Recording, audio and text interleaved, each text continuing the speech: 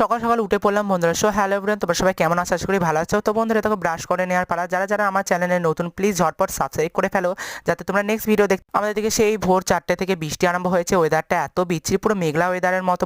শীতের শেষে শুরু হয়ে গেল আমার গাছে টগর ফুল।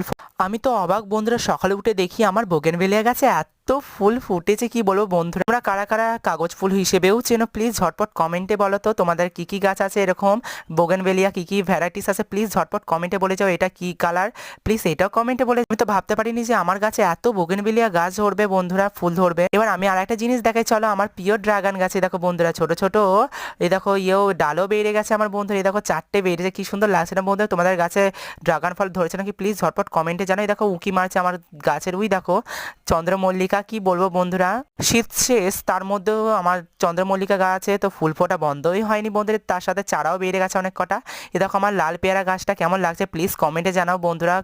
আমার লাল পেয়ারা গাছেও দেখো নিচ থেকে চারা। নেক্সট ভিডিও আসছে পরের ব্লগে। Bye bye, Radhe Radhe.